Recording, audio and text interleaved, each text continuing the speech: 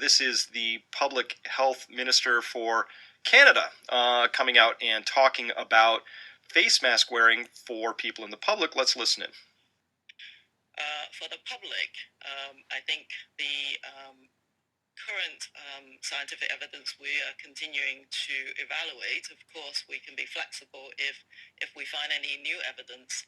But I think the scientific evidence is that if you are sick, then put on a mask to prevent those droplets from flying, in any space as you're perhaps going to a clinic or having to move yourself around the community for essential needs.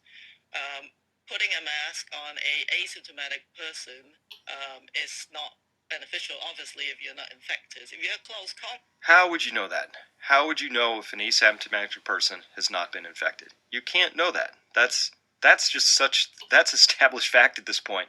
So this is what we're up against, is that the people who are supposed to be the experts, are supposed to be most in charge, are really not even up to date with data that's now at this point months old. The asymptomatic data is months old, and we presented that back in January as well.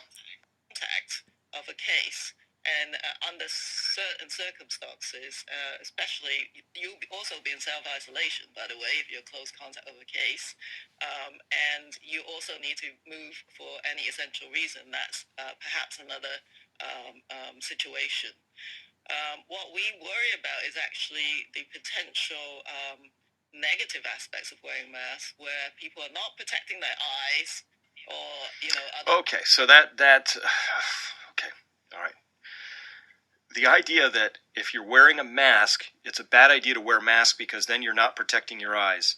I guess it's just like, since the eyes are a small potential route of transmission, but if you wear a mask, you might forget to protect your eyes. So then let's not wear the mask, which of course is the major source of a route of transmission.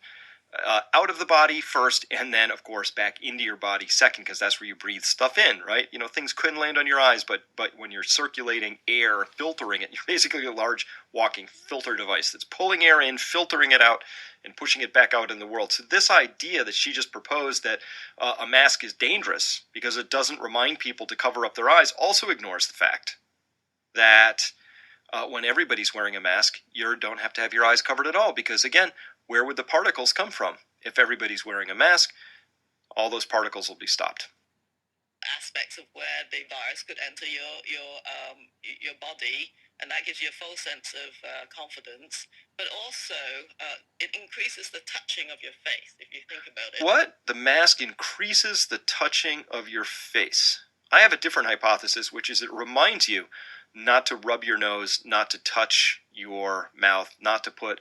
And by the way, it physically prevents you from touching your inside of your nose or the inside of your mouth where the mucosal membranes exist, where that's really the most effective transmission. You touch something out there in the world, it's got viral fomites on it, infective viral fomites, and then you pick that up, and then you pick your nose, you touch, you wipe your lips, something happens, right? That's the transmission mechanism. So that's what a mask actually prevents. Let's see what Dr. Tam has to say about that. If you've got a mask around your face, sometimes you can't help it because you're just touching parts of your face.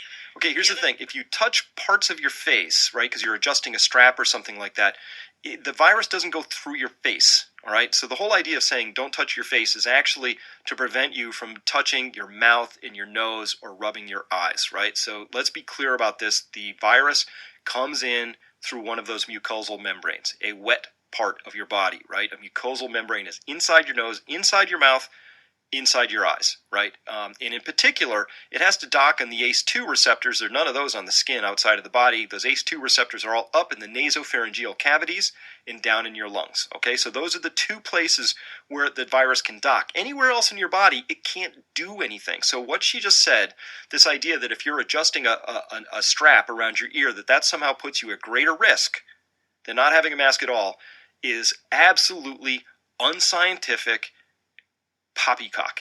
It's ridiculous to hear this. Thing is, the outside of the mask could be contaminated as well. So the key is hand washing, absolutely, for sure. Yeah. Okay. That's just terrible advice. So I'm filing all this under self-inflicted wounds. And again, if we had adequate PPE for everybody, you wouldn't be hearing her say stuff like that. This is just, again, I get what the talking points are. I understand why they feel they have to say it. But I honestly think we should go with honesty at this point in time.